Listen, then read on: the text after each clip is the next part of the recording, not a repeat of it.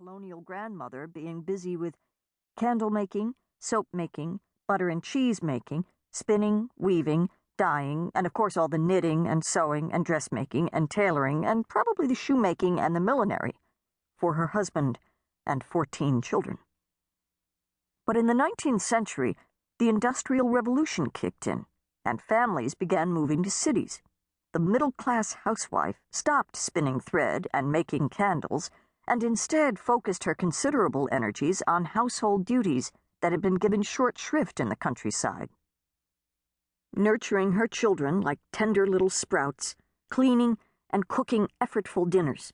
It was all very important, everyone agreed, and very difficult, considering that making a simple cake before the invention of the egg beater required 3/4 of an hour of hand beating.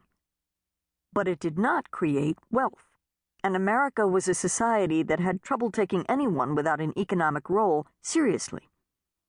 To raise their stature, women were given the morality franchise. Middle-class society, with women's eager cooperation, placed them on that pedestal. It was a good metaphor. They got higher status, but precious little room to maneuver. If colonial women were thought to be rather lax and lascivious by nature, in need of correction by their fathers and husbands, Victorian women were elevated as the moral guardians of their families. Men, who used to have that job, could hardly afford to focus on virtue when they had to wring out a living in the dog-eat-dog marketplace. Their wives were going to have to be good enough for both of them. Women were supposed to protect that goodness by staying far away from the outside world of business and politics.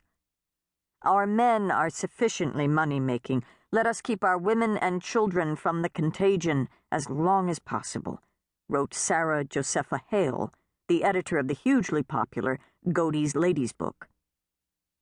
This new feminine portfolio was both empowering and humiliating. A woman's impulse toward goodness was seen as instinctual, a God-given gift in a being who was still regarded as none too bright and weak in the face of the terrors of the outside world. "She reigns in the heart.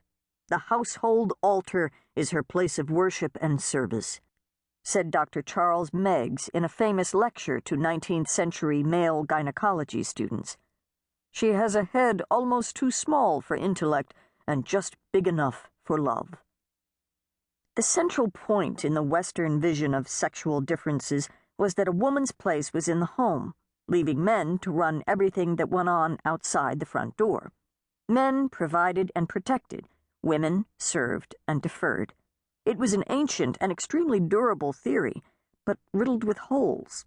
For one thing, it ignored the problem of what happened to these dependent creatures if their husbands failed to live up to their end of the bargain by dying, taking to drink, or abandoning the family. Ladies' Magazine, a popular periodical in the early 19th century, helpfully recommended that if a wife felt her husband was in danger of decamping, she should win him back with increased anxiety to please. And of course, the idea that women were meant to work only within their own homes was never applied to large chunks of the population. After the Civil War, ex-slaves who wanted to take care of their families full-time were hounded into domestic service or field work amid white denunciation of black female loaferism. Most rural farm wives had to labor in the fields with their husbands rather than presiding over the hearth, and many urban women, black and white, had to earn wages to help feed their families. But for the middle class, the rule about women's place endured. Remarkable women might, on occasion, merge marriage, motherhood, and work, or carve out a career for themselves in traditionally male occupations, but women who worked as doctors, architects, and politicians were always the rare exceptions, never the precursors of change. They were depicted in the media as strange mutations, female physician, or lawyer and grandmother, whose achievements could never be mentioned except in the context of their femaleness. A 1960 story in the New York Times about Peggy Keenan, a mine operator in South Dakota, was headlined, "Feminine Fashion Has a Place in the Mine." When Betty Lou Raskin, a member of the Society of Plastics Engineers, wrote an article for the New York Times Magazine on the shortage of young scientists, the editor's subhead announced, "A lady chemist argues that the answer is to tap female brain power."